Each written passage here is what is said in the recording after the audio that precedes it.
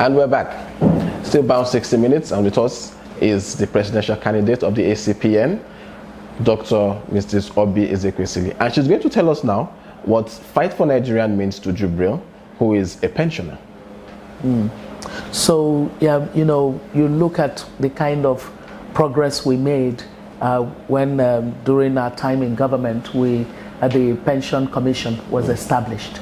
That basically has created a whole pool of resources around pension, so that, you know, you can say that the private sector is really good in terms of how they prepare for that phase of life. The place where we had significant problem was always the public sector, and so government had a certain recklessness with the lives of people who had worked for so many years, and then they would retire from government, and there was not a proper set aside and growing fund that would take care of those later days of their life. With PTAD, which is a transition mechanism through which they were able to begin to look at the backlog of issues on pension. They are beginning to catch up with that, right? Then with existing people in public office as well as in private government, in private sectors, the opportunities for designing a contribution mechanism for pension is now there. So when you're trying to get a job, you need to think ahead and say, like living in America, the first thing you did when you're discussing the opportunity of unemployment is to look at what contributory ratio your pension is for between you and your employer. That could be the basis on which you would decide not to take a particular job and take another. So we now have this market, this particular segment in our national life where there's structure to pension management.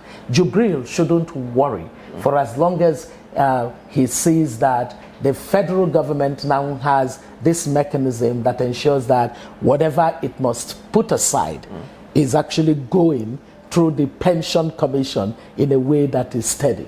So his fate is not going to be like his counterpart who worked for railway many years ago and whose a pension contribution just vanished because of bad governance. You know, so it's much better now. Okay, so there's a question from Titi Lokpe Fadare, and she's asking, can you bring it up? I saw it just now. Yeah, she's asking, is it true that your grievances with the incumbent government is because you were not given an appointment, unlike your co-convener of the Bring Back Our Girls, Hadiza Bala? What is your take on this? You know, it's those kinds of street parlor talk, and I always don't like to indulge that because I mean the evidence points to the contrary. At the age of 44, guys, I already did everything that I needed to do in government. I'd been minister twice over. I left government at 44 to go and be vice president at the World Bank. Surely, for goodness sake, you know, the idea of some appointment. I'm not one of those kinds of people who don't have a professional life. They are not the kind of people who sit around waiting for some appointment. And also the evidence contradicts all of that. When I left government at 44, President Yar'Adua didn't want me to go. He told me that he wanted me to be in his cabinet. I turned it down. By the time I was at the World Bank, when President Jonathan became acting president, he invited me to come and, work for him in the cabinet. I turned it down. They won election. They wanted me to come back and, do another assignment as minister in the same government. I turned it down. So this kind of talk is trashy talk. Nobody should indulge it, really. The last person that I issue is about appointment. It's actually sickening You know, the reason it is sickening is that it shows that for people, when they process the idea of a time in government, they see it as a personal entitlement and something for aggrandizement. I told you what happened in my going to government. You don't make those kinds of decisions on the whim. And I am not somebody who is, I don't see jobs. I don't do jobs. I do assignments. Once I don't have an assignment, my sense of purpose is connected to the things that I do. So if I don't see purpose behind it, it doesn't matter who is asking me to do it. I won't do it. Balam Usman is a young woman who is making her foray into government. I mean, she's running a parastatal of a ministry. Well, how can that even equate to anything that one has had to do with one's life? People should be very critically analytical in the way that they look at things. Moving on from that, let's move on to security. Would you say, in your opinion, and how you've closely followed the war against terrorism, especially in the Northeast, has Boko Haram been decimated? No, of course. You know, I mean, look, we all must accept that we are not where we used to be with this Boko Haram menace, in the sense that we literally, as a nation, we saw that these guys were an army, a full army of occupation in the Northeast. So they are not that anymore, visibly. There are people from the Northeast who say they can't go, they are living in their midst. They can't, you know, they've decided this is our lot. For as long as they keep calm, they manage to just be there. There are people who still cannot go back to their communities. So there are real issues that are still there. The Northeast is not where it used to be before the terrorism that grew in that place. So you've got to acknowledge that piece. But what has happened is that this whole thing is seeming to have morphed into a certain military-industrial complex where we don't. You mean there's an economy? There's an economy that seems to have grown around terrorism, and that's part of what worries me about what's going on with our soldiers. Why are we losing soldiers? What's going on? You know, when you look at the kind of resources that we put into the war, you have to say to yourself, how does resourcing of the terrorism war, of the counter-terrorism war, are linked to performance and to results? And where is the accountability for those results? So why should we be losing? I mean, this last loss was not the first time. In a series now, we've been losing our soldiers. There is lack of transparency around why the soldiers are dying. And, you know, and then, you know, so for the government that also said to us that the president said it in his speech. He said, I would not consider myself to have defeated Boko Haram without the rescue of Chibok girls and all other abducted citizens of Nigeria. Where are the remaining 112 Chibok girls? Where are they? And then you look at the fact that the herdsmen crisis appeared to have been a mutation of what was going on in the Northeast. And this government just navel-gazed until it morphed into something else. Did we have to lose the thousands of people we lost in the North Central at the rate at which we lost them? And life became so cheapened that our children now have normalized to the idea that people just die.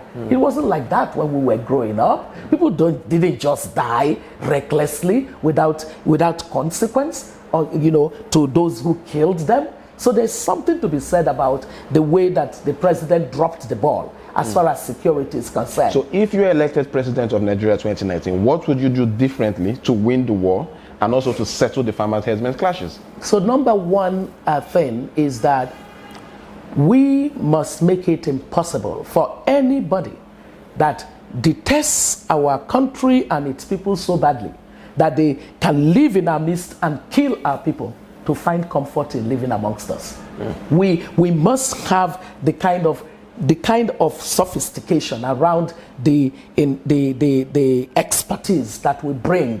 So we would have something of a SWAT team that is drawn from all disciplines that matter for at least making it impossible for these people who have settled and launched attacks against us from within our country to find that kind of freedom. That would end, number one. So there's a very strong team that will immediately be a project team to make our territory not a place for those who hate us to find comfort living in. Number two is the security sector reform. Basically saying what is it that's going on with officers and men in the military establishment and also in policing. How do we, what 2, 3, 4 things that we will do to reprofessionalize so that we can have the top thinkers and the top doers in these establishments be the ones that lead the men and the women of the forces. It's normally said in military parlance that there are no bad soldiers, there are bad officers. So it's about leadership. And for leadership, it's about resourcing leadership, ensuring that the right quality of leadership is resourced and deployed with the kind of mandate that enables them to deliver results. So security sector reform, reform of processes, reform of agencies and institutions within that will be very important. Do you know that the military has such a huge number of Nigeria's PhD holders? You can't believe it. I interacted with the military when I was in government, when I was doing the due process. The military was under the due process reform. We had to look at the way they spent their money. And today, it's almost like that's an opaque thing. And that does not do well, because you see soldiers who say that the basic things that they require in order to be effective soldiers are not available to them. So what happens to military budget? The kind of lack of transparency that's associated with that would be part of the security sector reform. And the security sector reform would also link the communities into civil-military relationship, because that's important. That's part of the understanding of how you create a structure of social trust between those who are being protected and those who are protecting them. That is so important. Then the preemptive, proactive, and preventive approach to security today is to invest massively in cutting-edge technology on gathering having intelligence assets.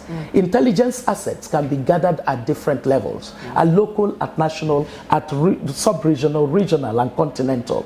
And there are networks of capabilities to do this. So intelligence is going to be huge on my dashboard. And then broadening the concept of security to human security. When you broaden it, what we normally end up with is to see the intersection between all the things you do with security sector reform and what you do with an economy that offers growth opportunities. And so jobs and more jobs. We did a research that showed that the way to peace is actually to offer jobs.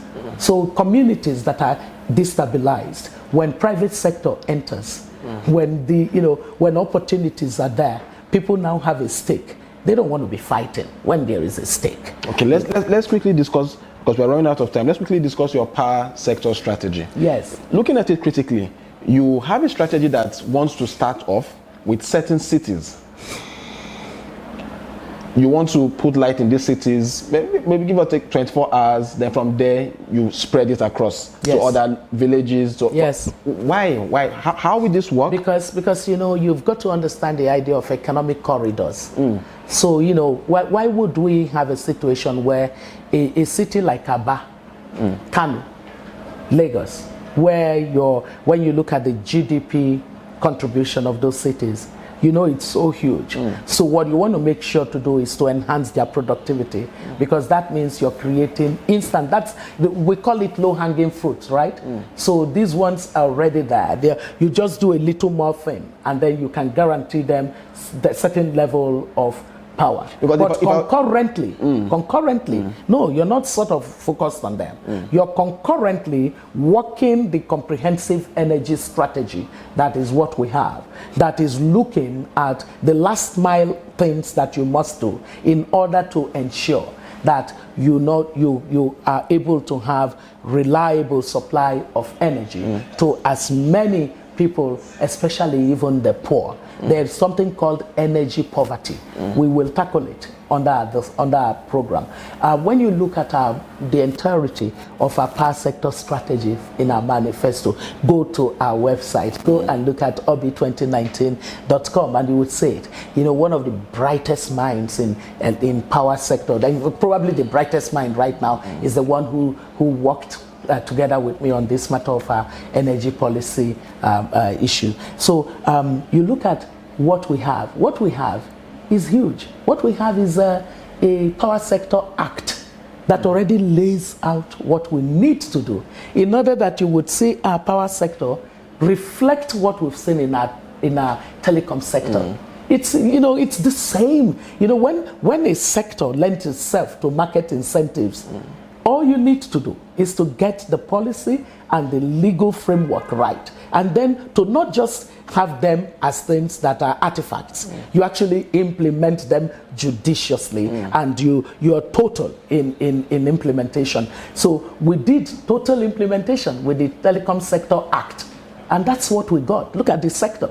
If with the other governments that followed after, I was part of the Power Sector Reform Act. I was a member of the Power Sector Reform Act, the unbundling of NEPA, and then the becoming DISCO's Transmission Company of Nigeria and GENCO's, and then establishing the Nigeria Electricity Regulatory Commission. When you look at the issues in the three segments of power, distribution is your downstream, and your midstream is transmission, your upstream is the generation, right? Now, for you to be able to get your generation, your transmission right, you need to do something about your distribution, because that's where the money is made. So if you don't fix the cost recoverability and the attractiveness of the sector, it's going to be difficult for you to sustain the sector. So everything that was discussed around multi-year tariff scheme or reform got lost in politics. And yet the poor are having to generate power by doing, I better pass my neighbor. I better pass my neighbor is costing the poor more than what it would cost if we reformed the sector according to, if we implemented the reforms in the sector according to what was laid down in that legislation. So you can imagine how quickly we're just going to take what remains in implementation of that sector. There is going to be, it's going to be politically tough. But you know, you're going to get a president who is prepared to take on the fight necessary to bring us to a place of agreement on the kinds of reforms that are important for our people. And because I am running as a candidate of the people, I am not running for the political class. So I am going to, I would be with the legitimacy, the endorsement of the massive endorsement of the Nigerian people, so that it empowers me to be able to do the kind of trade-offs and negotiations and building coalition to agree that certain reforms matter to our people. It doesn't matter what our political differences may be. Okay. We've got to solve those problems. Okay, now, just before we round off, give a time frame. How soon will there be light? Give us a time frame. Within 4 years, will there be light across the country? Within 2 years, will there be light across some parts of the country? What kind of percentage? Are we going to see 24 hours, 12 hours, 18 hours? So give us a time frame. So from what we have worked on and the analysis that we've put around it, one of the things that we know is that we definitely can move and achieve that target of having more than 20,000 megawatts of energy in our country within the period. We would bust that chart, you know, by the time that we're in government. But generating is not sufficient. The transmission systems across the country is an issue. So massive investment, getting the transmission systems, networks to work well, and then, you know, in distribution, ensuring that we actually have a tariff system that makes it attractive. You don't have to generate power. You can distribute power. So all of that would mean that we want to ensure that energy access to the rural, especially by combining it to renewable off-grid solutions, we would increase access to something between 35 to 40% within the first term of the administration in terms of energy access at the rural area. In terms of the access to the marketplace and then to consumers, whatever it is, wherever it is that we take over from, we're going to more than double that, the result as far as energy access and reliable energy is concerned. And then when it comes to the industrialization process, we're just going to work with private sector to see that energy is not a barrier. Okay. Not a barrier. Okay, that's about what we can take. On a lighter note, before we leave, we know that in 2015 there was the office of the First Lady of Nigeria. Up till date, there is the wife of the president, which is recognized. If you win, which office would we have? The office of the husband of the president, or husband of the president? What would we have? You would have Pastor Chinedu Ezekwesili, who is the first gentleman and the husband of a wife called Oby Ezekwesili. That's about what we can take for now. It's nice having you guys watch us. Remember, it's your right to vote, it's your PVC, it's your decision. All we can do is lead you. You've heard our policies, you've heard our ideas. It's all about you. You are the ones who will decide Nigeria's future come 2019. Take your PVC, it's your right to vote, get informed. That's about what we can take. Thank you for watching. Bye.